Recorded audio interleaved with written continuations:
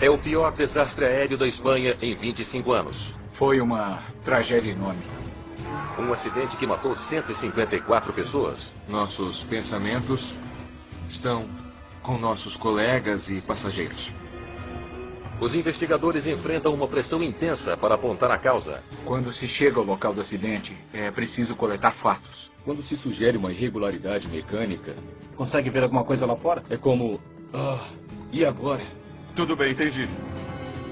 Um pequeno problema de manutenção. Está resolvido? Tá, e vocês estão liberados. Pode ter levado a essa catástrofe fatal?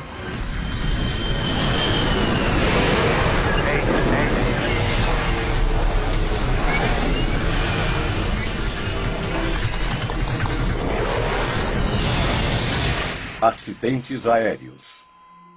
Esta é uma história real. Ela é baseada em relatórios oficiais e relatos de testemunhas. Atraso mortal. São 14h14 no aeroporto Madrid-Barajas.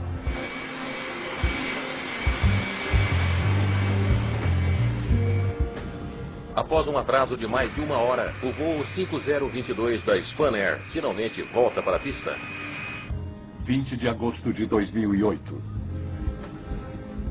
Há 166 passageiros a bordo, muitos tentando escapar do calor sufocante de Madrid em agosto. Todos estavam ansiosos. Todo mundo queria seguir viagem. Ana Stefanides veio da Suécia para a Espanha. Ela está a caminho das Ilhas Canárias para encontrar umas amigas. A maior parte da Europa tem feriados. Feriados em agosto. Eu ia para a Gran Canária encontrar minhas amigas. Teríamos um feriado de 1 semana. 1 semana. 4 mulheres. Hoje, o comandante Antônio Luna está nos controles do avião. Ex-piloto da Força Aérea da Espanha, ele está na Spanair há 9 anos. Como está o nosso tempo? Cerca de 1h15 de atraso. O copiloto Francisco Mullet entrou para a empresa há apenas 1 ano e meio. Suas quase 1.300 horas de voo foram feitas na Spanair. Quem sabe tiramos o atraso no ar. Talvez. O voo começou com uma viagem de Barcelona a Madrid. De Madrid, irão voar 2 horas e 50 minutos para o sul até Gran Canária, nas Ilhas Canárias. Spanair 5022. Você é o próximo na fila para a pista 36 esquerda. Muito bem. Então vamos lá.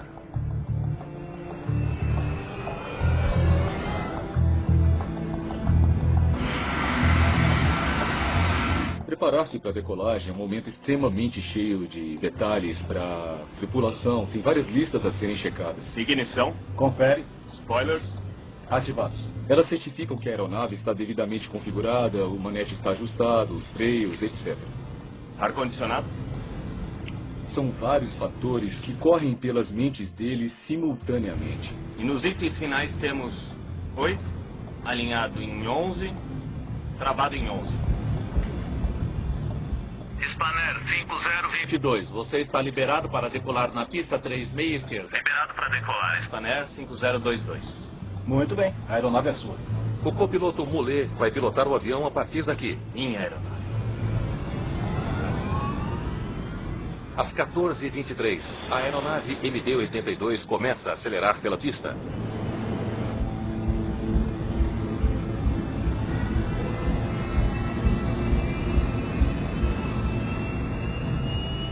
Sim. O comandante observa a velocidade. Eles só podem decolar quando atingirem 280 km por hora, velocidade de decolagem. Todos estavam ansiosos. Não parecia certo. Achei que estavam colocando toda a energia e força que tinham. E agora nós vamos decolar. Mas algo não estava certo. Está demorando tanto. Você não acha isso estranho? E aí, eu pensei, qual a distância da pista? Temos que decolar agora. V1, girar.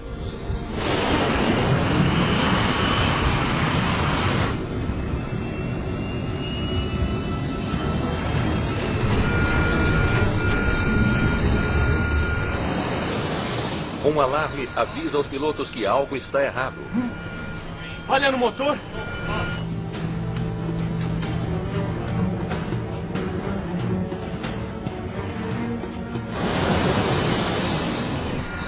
O copiloto aumenta a força sobre o manche, mas está perdendo o controle do avião.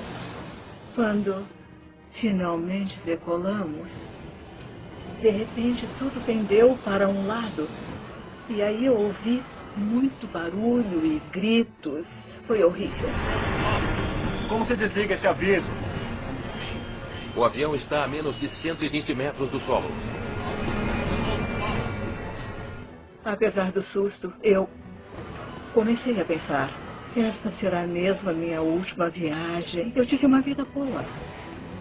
E eu continuei pensando, agora eu vou morrer. Levante o avião, levante! Vai, levante! Meu Deus! Quando eu senti que a situação era realmente grave, eu coloquei a minha cabeça entre as minhas pernas. E, é claro, eu tentei me proteger o máximo que eu pude. Mas, de qualquer sorte, aquilo era horrível. Que droga!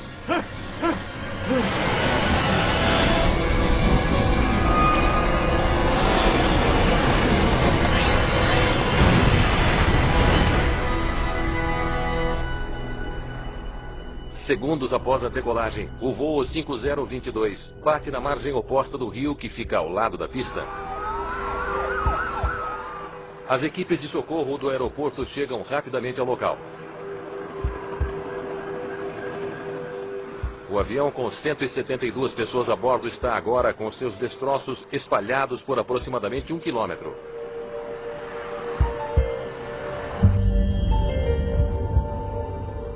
Ana Stefanides caiu na água, ainda presa ao assento.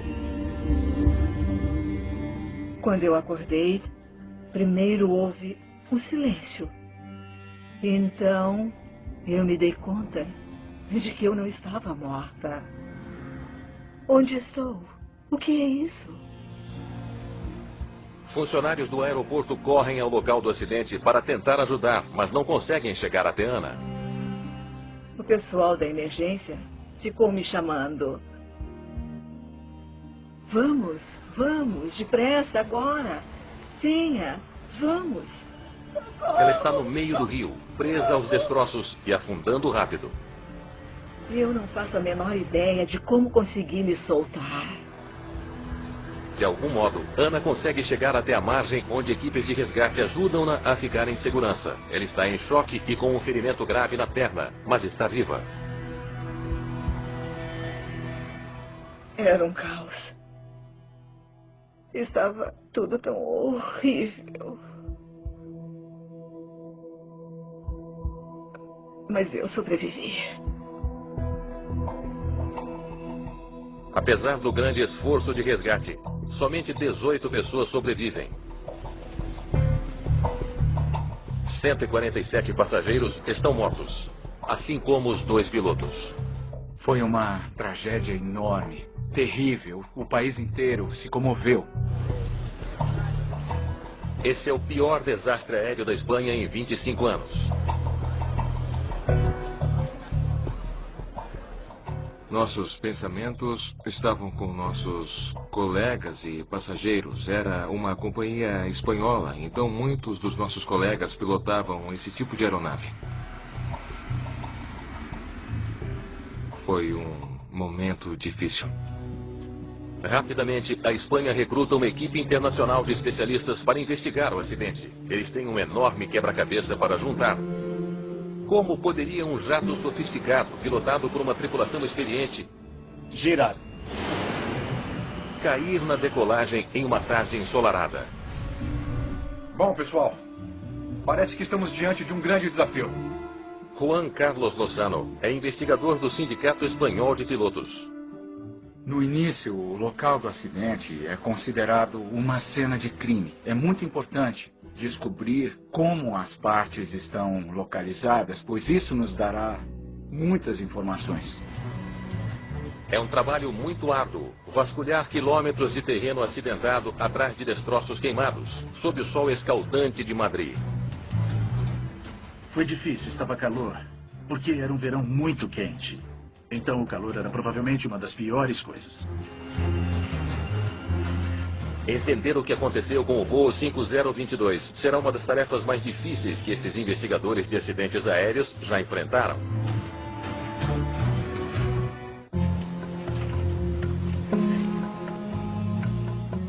Os investigadores do acidente do voo 5022 da Spanair imediatamente concentram os esforços em recuperar as duas caixas pretas ou os registros de voo do avião.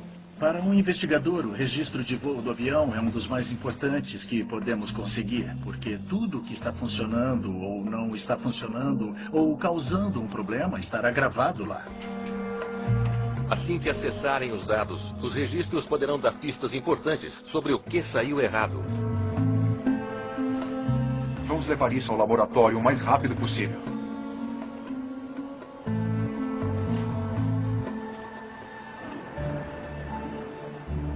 Enquanto isso, a nação sofre. O primeiro-ministro visita o local do acidente. O rei e a rainha e o prefeito de Madrid se reúnem para consolar as famílias. A pressão para anunciar uma causa é intensa. A imprensa estava pressionando muitos investigadores a dar respostas antes mesmo de terem qualquer ideia do que poderia ter acontecido.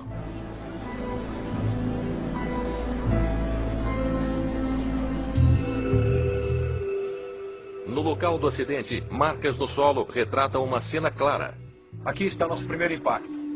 Revelando como rapidamente o voo 5022 se transformou em desastre. As marcas do primeiro impacto estão a apenas 60 metros da pista. O avião então passou sobre uma estrada e deslizou outros 550 metros antes de bater na margem oposta de um rio. Esse avião deixou um rastro vindo da pista até o limite da área do aeroporto. Então, estava bem claro para a investigação que o avião teve um problema enorme bem na decolagem. Surge imediatamente uma teoria que pode explicar o acidente. Vamos dar uma olhada neste motor. Quando uma aeronave sobe apenas 30 pés e cai descontroladamente, temos que nos perguntar se os motores estavam operando corretamente. A força do motor é crucial durante os primeiros momentos do voo.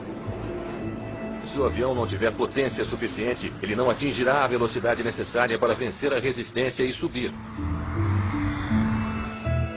Os investigadores estudam os motores em busca de qualquer sinal de defeito. Ambos estão cheios de destroços, lama e grama sugados durante o acidente. Se acharmos lama, terra ou grama em todo o motor, podemos determinar que o motor estava funcionando adequadamente no momento do acidente. Nesse caso, encontramos vestígios em todo o motor. A descoberta significa que os motores estavam girando em alta velocidade quando atingiram o solo. Não foi falha no motor que condenou o avião. Certo. Os motores estavam perfeitos. Mas algo impediu que o avião subisse. Os investigadores precisam de uma nova teoria para explicar o motivo de o MD-82 não subir. O que foi? Quero registros de manutenção, meteorológicos, dos pilotos. Tudo. Vamos trabalhar, pessoal. Para um investigador de acidentes é muito importante não estabelecer qualquer suposição. É preciso reunir fatos. Muito bem. Vamos ver o que os números dizem. Os investigadores sabem que para qualquer decolagem, o peso do avião e o equilíbrio devem ser cuidadosamente calculados. A aeronave precisa estar cuidadosamente equilibrada para ter um melhor desempenho. Então, ao decolar, é necessário certificar-se de que a aeronave foi equilibrada adequadamente e que o peso esteja correto. Eles revisam os manifestos de passageiros, de carga e o carregamento de combustível. É preciso checar o peso total, assim como onde as cargas foram armazenadas, para analisar se o centro de gravidade do avião se deslocou perigosamente para frente ou para trás. Mas logo fica claro que essa não é a evidência que procuravam. Não tem nada de errado com o peso na decolagem. Os controladores na torre fornecem uma pista mais promissora. Eles contam aos investigadores que a tripulação da Spanair cancelou uma decolagem anterior. Eles tiveram um problema de manutenção pouco antes da decolagem. O avião estava prestes a decolar quando os pilotos notaram que um indicador de temperatura estava apresentando falhas. Madrid Spanair 5022, temos um pequeno problema. Temos de sair da pista. 5022. Taxiar para a plataforma Tango 2, área Romeu 11. Os controladores liberaram o MD-82 para retornar ao terminal. Você passou os últimos 45 minutos totalmente focado em colocar a aeronave na pista e quando se depara com uma irregularidade mecânica, é como se... e agora? Isso impede o voo. Senhoras e senhores, estamos com um pequeno problema técnico. Vamos voltar para o terminal para solucionar o problema. Normalmente, os passageiros ficam mais à vontade depois de uma explicação clara e direta do que está acontecendo. Acho que não iremos a lugar nenhum. Eu pensei, por que me preocupar? Eu comprei minha passagem, então eles têm que me levar. Eles que façam o trabalho deles. Eles que consertem as coisas. Eu tenho que viajar, é claro. O reparo de último instante poderia ser a chave para explicar o acidente do voo 5022? Os investigadores precisam saber. O voo 5022 da Spanair foi direcionado para um hangar de manutenção distante do terminal. Ele levou 9 minutos só para taxiar até lá. Estamos de volta. Desligando os motores. Quando chegaram ao hangar de manutenção, o avião já estava com um atraso de 42 minutos da programação. Esse atraso poderia ser uma pista importante. A performance no prazo é levada muito a sério na indústria. E agora que eles estão bem atrasados no horário, a pressão é imensa. Com os motores desligados, o ar-condicionado do avião não funciona. Parados no hangar escaldante, a temperatura no avião começa a disparar. Estava terrivelmente quente no avião. Eu nunca passei tanto calor assim antes. Os funcionários da manutenção dão mais detalhes aos investigadores sobre o atraso. Eles estavam tentando consertar um problema em um dos sensores do avião. Eu dei uma olhada, mas não era nada sério. O sensor, chamado sonda de temperatura do ar de admissão, projeta-se do nariz do avião. Ele mede a temperatura do ar externo e envia a informação aos motores durante o voo. Consegue ver alguma coisa do lado de fora? Não, parece que está tudo bem. Não está nublado. O sensor envia leituras erradas aos motores. Verifique o seletor métrico de proteção contra gelo. Não, também não funcionou. Sem ele, a automação que ajusta a força do motor não funcionará adequadamente. Olha só, aqui diz 40 graus Celsius. A tentativa de reparo consome mais tempo valioso. Terei de anotar tudo. Sem falar no atraso. Mais de 1 hora de atraso. Toda a economia da indústria de transporte aéreo baseia-se na eficiência. Uma aeronave no ar faz dinheiro, um avião no solo, não. Então, se uma aeronave não estiver onde deveria estar, complica a eficácia da operação de uma companhia aérea. Senhoras e senhores, obrigado pela paciência. Esperamos voltar a taxiar em breve. Os funcionários da manutenção explicam que não puderam reparar o sensor com defeito. O disjuntor que você queria é o Zulu 29. Tudo bem, entendi. Em vez disso, eles o desabilitaram, cortando a energia elétrica para o sensor. Eles simplesmente tentaram evitar o sintoma, que é a alta temperatura na sonda de temperatura, simplesmente puxando o disjuntor. O reparo rápido eliminou as leituras erradas. E estamos liberados? Sim, puxei os disjuntores, estão liberados. Então está bem. Obrigado. Os funcionários da manutenção não sabem o que deu errado na decolagem. Investigadores se perguntam se a sonda de temperatura tem alguma ligação com o acidente. Não vejo como isso causaria um problema. Mas rapidamente confirmam que o instrumento não é um equipamento essencial. A tripulação tem apenas de acompanhar a temperatura do ar e ajustar a potência do motor manualmente. Existem meios alternativos para determinar qual é a temperatura externa do ar. Nesse caso, é tão simples quanto perguntar ao controle de solo ou ouvir o último boletim meteorológico. Mas esse não foi o único problema de manutenção que a tripulação enfrentou nesse dia. Aqui diz que o reversor direito também estava travado. Os reversores de empuxo são usados no pouso para ajudar o avião a diminuir a velocidade. Quando acionados, as tampas se abrem para desviar o fluxo e redirecioná-lo para a frente. Se o reversor apresentar uma falha e ativar durante o voo, o avião pode perder a sustentação e cair. Foi o que aconteceu com o voo 4 da Lauda Air em 1991, matando as 223 pessoas a bordo. Um reversor com defeito poderia ativar na decolagem? Parece pouco provável, mas explicaria a trajetória fatal do avião. Se esse reversor foi acionado inadvertidamente, o movimento de desvio teria levado o avião para o lado direito, que é, na verdade, onde o avião caiu. É uma teoria intrigante, mas até agora não há evidências suficientes para provar isso.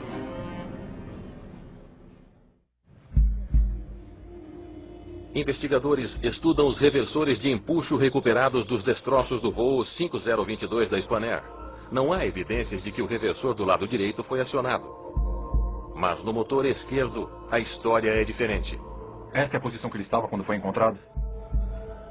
O reversor está na posição acionada, uma configuração potencialmente fatal.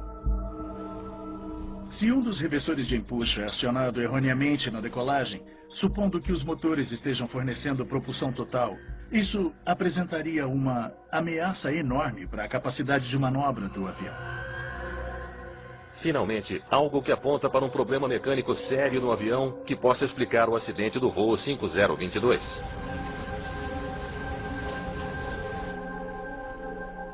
Muitas marcas de arranhões. Mas enquanto os investigadores continuam a examinar o reversor, eles percebem que há um problema com a teoria. Eu acho que ele acionou depois do impacto, quando o motor foi arrastado pelo solo. Uma avaria característica no reversor revela aos investigadores que ele foi acionado depois que o avião caiu, e não no ar. Todas as avarias que aconteceram foram muito fáceis de comparar com as marcas do solo. Então, isso levou os investigadores a excluir o reversor de empuxo. Algo mais impediu que o avião subisse. Os investigadores têm de mudar de estratégia. Uma vez eliminada a falha de motor, temos que pensar na decolagem, na possibilidade da aeronave subir. Que tipo de destroços recuperamos das asas? Tragam-me tudo o que vocês têm. As asas do avião são equipadas com sistemas de controle, os flaps e os slats, que são estendidos na decolagem para auxiliar a sustentação geral. Para aviões modernos, os flaps e os slates são provavelmente as peças mais importantes, além dos motores e as asas também, pois permitem que o avião decole e pouse numa distância mais curta com velocidades menores.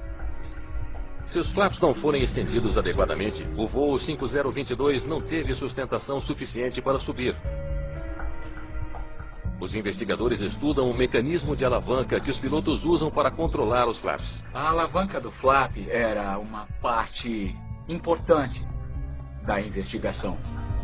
Se a alavanca foi empurrada contra a lateral durante o impacto, deixaria uma marca mostrando como os flaps estavam acionados na decolagem. Ora, ora, o que temos aqui? Há um arranhão profundo na posição recolhida ou zero. É uma descoberta surpreendente, que sugere que os flaps no voo 5022 não estavam estendidos para a decolagem. A minha primeira reação como piloto é que os flaps e os slats são extremamente necessários para a decolagem. E Não haverá um acidente com sobreviventes se tentarem decolar e eles não estiverem estendidos. É difícil acreditar que um piloto profissional esqueceria de ajustar um equipamento tão vital. A alavanca do flap se mexeu durante o acidente? Ou os pilotos de alguma forma falharam em ajustá-la antes da decolagem? A minha segunda pergunta é: por quê? O que aconteceu para impedir que estivesse na posição correta? A resposta a essa pergunta poderia explicar por que 154 pessoas morreram. Girar. Em um dos piores desastres aéreos da Espanha. Investigadores examinam históricos pessoais e profissionais da tripulação da Spanair, perguntando-se se os pilotos teriam cometido um erro terrível. Ambos capacitados. Ambos experientes. Sempre checamos a experiência deles. Se tiveram algum problema durante o treinamento, que tipo de treinamento tiveram. Os registros dos pilotos não revelam nada de significativo. O comandante Luna e o copiloto Moulet estavam em dia com todos os treinamentos necessários. É difícil acreditar que eles teriam esquecido de acionar os flaps. O comandante tinha uma reputação excelente. Era considerado uma pessoa bastante meticulosa. Ele adorava voar, orgulhava-se do seu trabalho. Ele gostava de estar à altura da tarefa que desempenhava e era muito profissional. Os investigadores voltam-se para o registro de voz da cabine em busca de respostas. Tudo bem, vamos ouvir. Ignição. Confere. Quando você ouve um registro de voz da cabine, você tenta entender os pilotos e se coloca na situação dos pilotos. Eles procuram qualquer coisa que diga como os flaps estavam posicionados na decolagem. Spoilers ativados. Os pilotos fazem os preparativos finais. E nos itens finais temos 8, alinhado em 11, travado em 11. Incluindo uma verificação de último instante dos flaps necessária pouco antes da decolagem. Espera, para aí. Item final. Isso inclui checar os flaps. Ele ajustou em 11.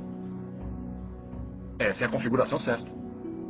A gravação sugere que os pilotos ajustaram os flaps em 11 graus, exatamente onde deveriam estar. Talvez a alavanca do flap tenha mudado depois da decolagem. Talvez tenham feito certo. Fiquei chocado que a tripulação tenha falado sobre a posição do flap. E parece que os flaps não estavam nessa posição. Então isso cria uma sensação contraditória de dizer: nossa, será que eles estavam realmente olhando para os flaps? Uma evidência contraditória ameaça arruinar a investigação. Será necessário investigar mais para descobrir o que de fato aconteceu na cabine do voo 5022. Perguntas sobre os flaps no voo 5022 da Spanair podem ser respondidas de uma vez por todas com informações do registro de dados do voo. Muito bem. Vamos torcer para que os dados possam nos dar respostas. Ele grava cada detalhe sobre a configuração do avião, incluindo os ajustes do flap. Flaps. Ajustados e checados. Os flaps estavam em 11 graus, quando taxiou pela primeira vez. Exatamente onde deveria estar. Os dados revelam que os flaps estavam funcionando e foram ajustados corretamente quando o avião taxiou para a pista na primeira vez. Mas não ficaram lá. Quando a tripulação voltou para o terminal para reparos, eles recolheram os flaps. E voltamos. Desligando os motores. Os flaps e slats são recolhidos ao sair da pista como parte de um procedimento padrão de operação. Muito bem. Vejamos o que acontece na próxima vez. Como está o nosso tempo? Os investigadores precisam saber. Os pilotos estenderam os flaps novamente depois de sair da área de manutenção na volta para a pista? Ou cometeram um erro fatal e não realizaram um dos passos principais para tirar o avião do solo com segurança? Aqui vamos nós. Quando se analisa um registro de voz da cabine, procura-se por anomalias, coisas que estejam diferentes, coisas que não deveriam estar lá. Checklist inicial. A inspeção pré-voo do MD-82 direciona a tripulação a checar flaps e slats 3 vezes distintas. Ignição desligada. Ar Ar-condicionado. Acionado. Flaps e slats são essenciais para a operação de decolagem e pouso de uma aeronave. E é por isso que eles aparecem várias vezes em checklists.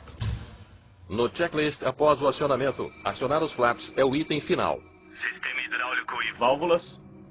Acionados. e conferidos. Luzes. Ligadas. Peça a liberação Do controle de tráfego aéreo para taxiar. Espera. O que ele está fazendo? Essa é a pior hora possível para interrompê-lo. A gravação revela que quando o copiloto ia conferir flaps e slats pela primeira vez, o comandante pede para ele fazer uma ligação via rádio. Solo Spanair 5022 solicitando instruções para taxiar. Spanair 5022. Ele não volta para terminar esse item crucial do checklist. É extremamente irregular no momento do checklist. Então, o que diz aos investigadores do acidente é que certos fatores estavam irritando esse comandante, fazendo com que ele quisesse acelerar a inspeção e fazer tudo mais rápido. Era a programação de tempo, seria o calor na cabine, estava insuportavelmente quente lá dentro e ele queria ligar os motores para acionar o ar-condicionado? Isso não sabemos. Muito bem. Vamos ver o que eles fazem no checklist ao taxiar. Por favor. Spanair 5022, você é o próximo na fila. Ajustar os flaps é tão importante que a tripulação deve checá-los novamente durante o checklist ao taxiar. É isso. Confere. Controle de voo. Confere. Ar-condicionado. Acionado. Uou. Pessoal, para que a pressa? A impressão que todos na sala tiveram quando pudemos ouvir o registro de voz da cabine foi que a tripulação estava deliberadamente acelerando cada etapa contida no checklist. Transponder. Ligado. Cabine. Espera, para. E as instruções de decolagem? A tripulação ignora a verificação de flaps e slats pela segunda vez. Sabemos, através de estudos científicos, que acelerar ou pressionar o tempo aumentam as chances de erro humano em 11 vezes. Quando se coloca um piloto em uma situação onde ele tem que acelerar, algo como um checklist, que é um item muito detalhado, deixa ele propenso a errar. A tripulação tem uma terceira e última chance de posicionar os flaps para a decolagem. E nos itens finais temos 8. Alinhado em 11. Travado em 11. Spanair 5022, você está liberado. Foi muito rápido, não acham? Eu acho que... O centro da gravidade 8. Flap acionado, 11. Estabilizador horizontal alinhado. E flaps novamente, 11. Ele não teve tempo para checar todos esses itens. Vamos voltar para o checklist. Os investigadores suspeitam que, embora o copiloto tenha anunciado os ajustes dos flaps, o aviso foi automático. E nos itens finais temos 8. Alinhado em 11. Travado em 11. Ele não estava concentrado nos instrumentos. Ele só estava recitando a lista de memória. Se ele tivesse olhado no medidor, teria visto que os flaps estavam ajustados em 0 e não em 11. Spanair 5022. É provável que o comandante também não tenha checado. Ele está ocupado levando o avião para a pista. Erros humanos acontecem e sabemos que quando fazemos várias coisas ao mesmo tempo é muito fácil esquecer ou perder um item crítico. 3 checklists separados. E eles não acionaram os flaps.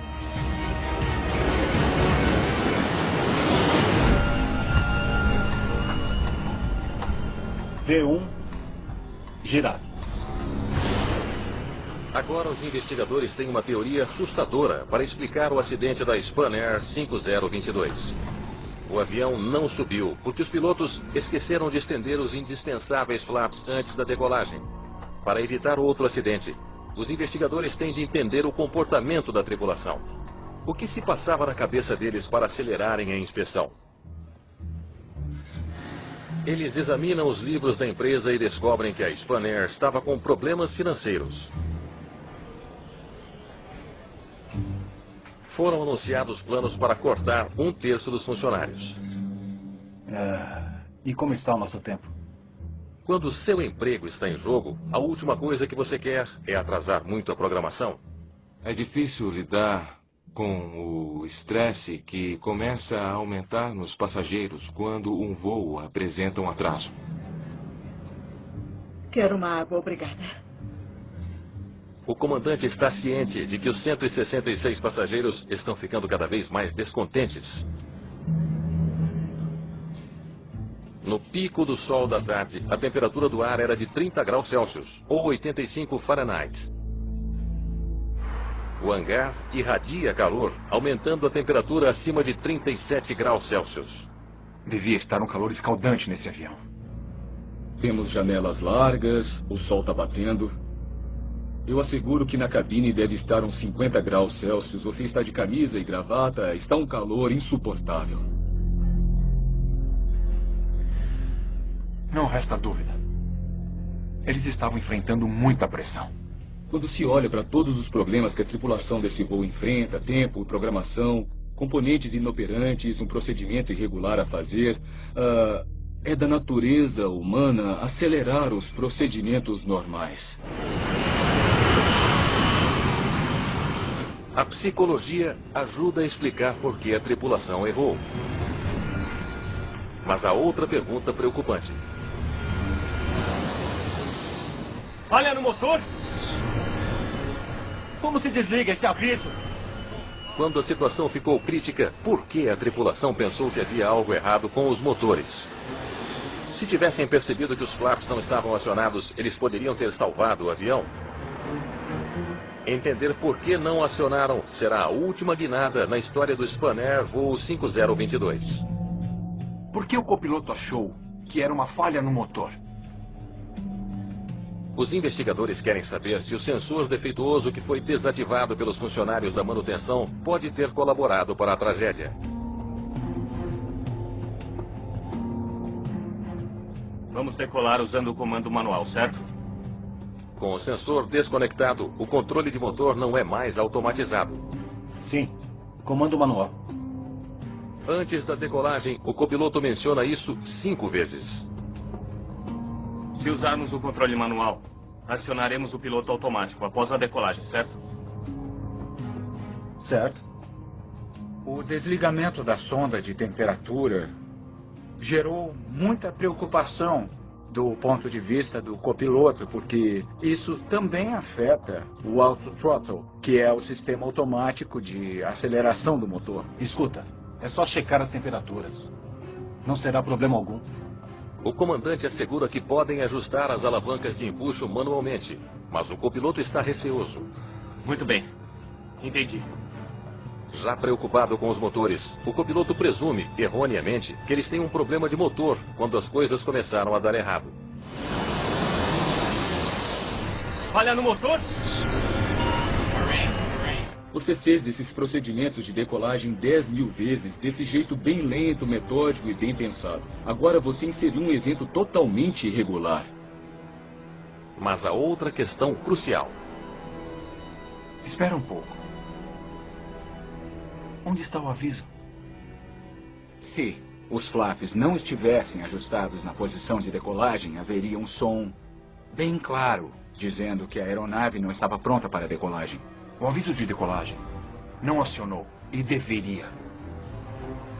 Quero saber o motivo. Eles devem agora localizar um culpado silencioso, um alarme perdido, que poderia ter salvo o voo 5022. Essas falhas têm que estar ligadas. Os investigadores suspeitam que poderia haver uma ligação entre a falha no aviso de decolagem do voo 5022 e o problema que mandou o MD-82 de volta ao terminal, a falha no sensor de temperatura. Olha só, agora está marcando 40 graus Celsius. Os investigadores rastreiam os componentes eletrônicos complexos do sensor e fazem uma descoberta alarmante. O sensor e o aviso de decolagem passam pelo mesmo relé eletrônico. Quando você olha o esquema elétrico do sistema de decolagem, descobre que o relé 25 controla duas coisas: o aquecedor do termômetro e o alerta de aviso de decolagem. É isso. Essa é a ligação. Isso.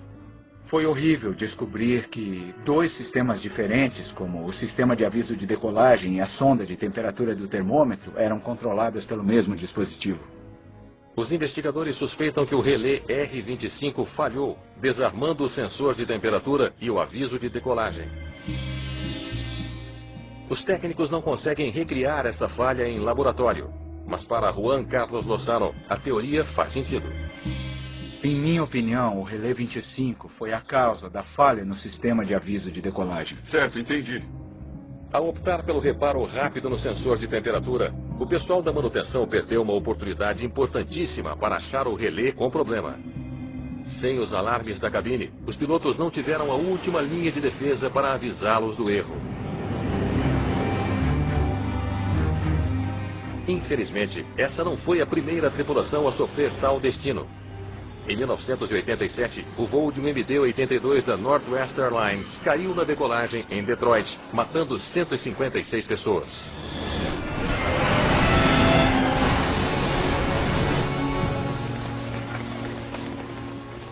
Assim como a tripulação da Spanair, os pilotos em Detroit falharam em não acionar os flaps e slaps, mas não receberam aviso. Um circuito elétrico desarmado silenciou o alarme do avião deles. Depois do acidente em Detroit, as inspeções foram alteradas para destacar flaps e slats com mais frequência. E o sistema de aviso foi reforçado em um esforço para evitar que tal tragédia voltasse a acontecer. Mas designers e engenheiros da aviação não previram a falha rara do relé R-25. Essa falha selou o destino do voo 5022.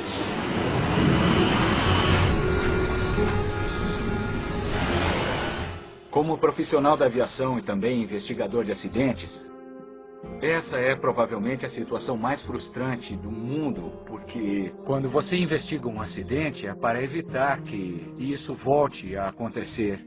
E infelizmente nós tivemos um caso bastante semelhante 20 anos depois do acidente em Detroit. Tanto em Detroit quanto em Madrid, foi a falha da tripulação em seguir os checklists que levaram ao desastre. Investigadores da Spanair listam o aviso inoperante de decolagem como um fator que contribuiu para que a tripulação não reconhecesse o perigo. Mas Juan Carlos Lozano, representando o sindicato de pilotos, enxerga de outra maneira. A maior falha neste acidente é a falha do sistema de aviso de decolagem. Esse sistema foi projetado considerando que os humanos podem cometer erros. E esse é um exemplo claro que a última linha de defesa falhou. Depois do acidente da Spanair 5022, a Boeing revisou novamente o procedimento de checklist para fazer flaps e slats mais salientes. Em alguns aviões, está sendo usado o checklist eletrônico. Ao contrário de checklist de papel, eles podem emitir mensagens claras à tripulação para avisar o que foi e o que não foi checado. Nós não podemos deixar esse nível vital de segurança falhar. Nós temos que ter um sistema que funcione 100%.